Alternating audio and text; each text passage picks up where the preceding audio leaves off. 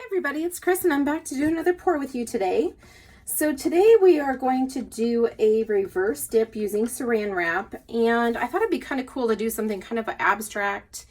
I don't do a lot of masculine colors, so I kind of tend to go towards my purples and teals and pinks. So today I'm going to kind of see if I can't go towards the boy side of things a little bit more.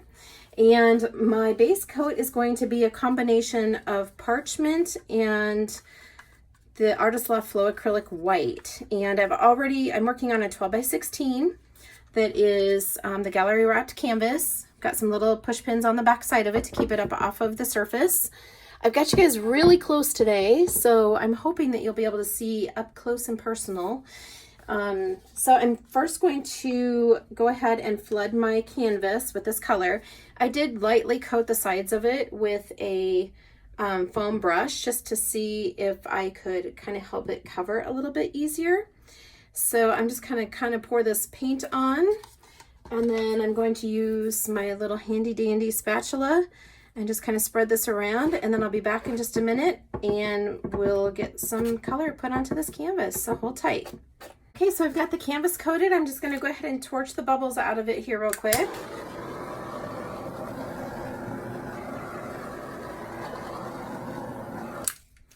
All right, and the first thing I'm going to do, I think, is to kind of create my vine, and I kind of want to go diagonal across the canvas. All of my paints are mixed with my pouring medium, and I always mix them into these condiment bottles so they're ready to go. So I'm just going to go ahead and kind of create the vine going up through the canvas like so. And let's do a little extra branch right here because it looks a little bit lonely right there. And maybe one right here because, you know, I never know when to stop. That looks better. Okay, so colors that I'm using, that was raw umber. I'm also using Soho Emerald Green, Mineral Blue, Red Oxide, Copper Metallic, Azo Orange, and Cadmium Yellow Deep. So kind of just gonna play around and put some dots of color here and there. Maybe some lines so it's a little bit more leaf-like. And I think what I'll do is kind of try to keep my colors the same, kind of meaning like I will put my green and my blue together perhaps. And then like the red oxide, since it's got more of a red tendency, we will kind of maybe add a little bit of that yellow into it perhaps. Let's see. And just kind of messing around here a little bit, and we'll see what happens. Not tried this before, so it'll be interesting to see how she turns out. Let's see, let's put one right here.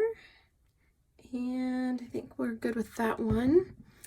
And then I know that sometimes orange can kind of take over, so I want to be very minimal with my orange because I don't want just one big canvas full of orange paint. So gonna kind of be careful with that. And then I think my yellow will put into the red oxide just to kind of get a couple of colors going there.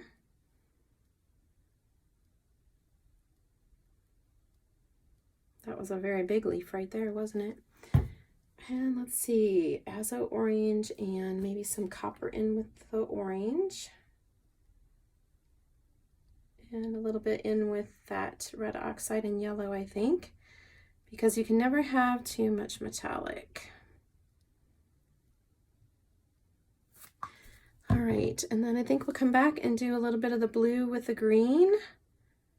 Those should be pretty colors together. All right, and I think we might put a little bit of that parchment back into some of this just to kind of keep that little bit deeper color. I think it's good if we have several colors in each little leaf that we've created. And I kind of feel like I want to put a little bit of white in with the blue and the green, I think. So let's just put a little bit of this in here, and I've got a spoon over here, so I'm just going to spoon a little bit of that onto the canvas with this blue and the green, and we'll see what we get.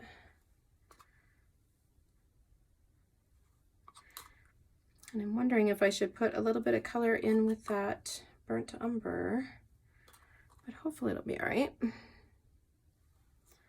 All right, and I think I want to add just a little bit of that white in with these other ones too, because sometimes that white is kind of what gives us the cool effects.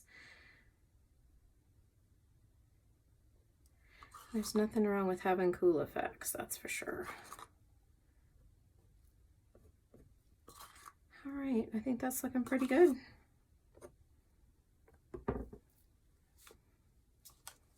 Okay, and I've got a few little dots here, and I think I'm okay with that because I think that might add a little bit of interest. In fact, I think I kind of want a little bit of a little blue here and there too, maybe. Because I think those little extra dots might give us a little speckle effect and give us a little bit of added interest here and there. Let's do a little bit of that with the green.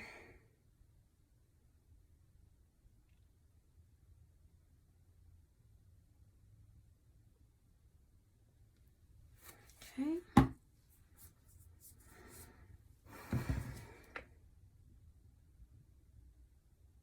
And this is the red oxide.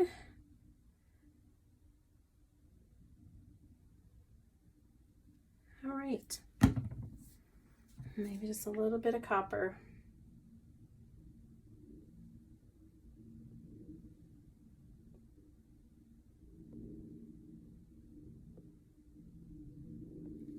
All right, let's see what we get, guys.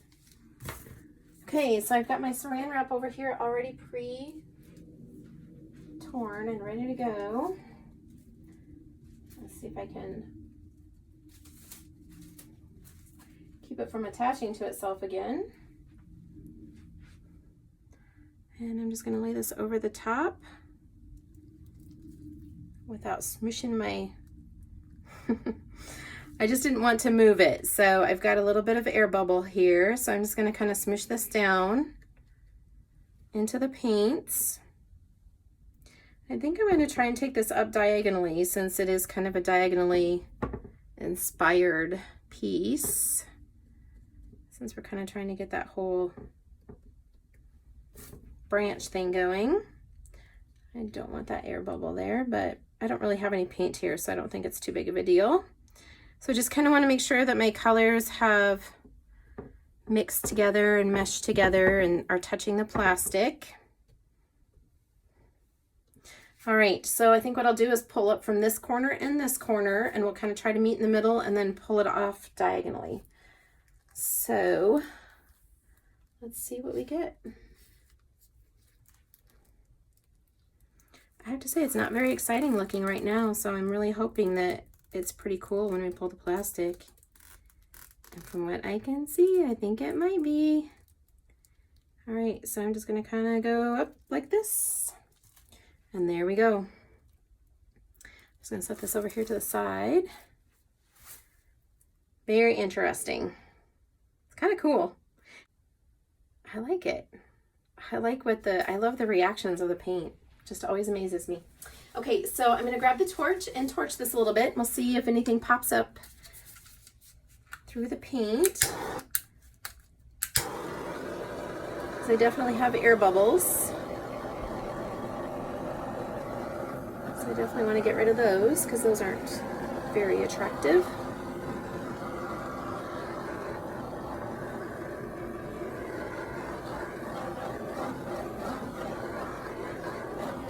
All right. I feel like my paint's a little bit thin over here. So I think I may go back in with my parchment mixture and kind of fix that a little bit. And I kind of feel like I want to blow this around just a tiny bit because I kind of feel like my colors are a little bit hidden in there. So I may just blow this a tiny bit and see if I can get some stuff to come up through. See if I can get those little branches to reveal themselves again.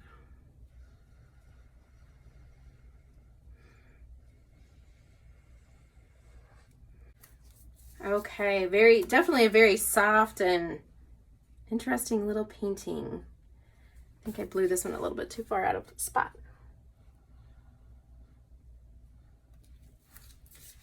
All right, guys. Well, that's very interesting.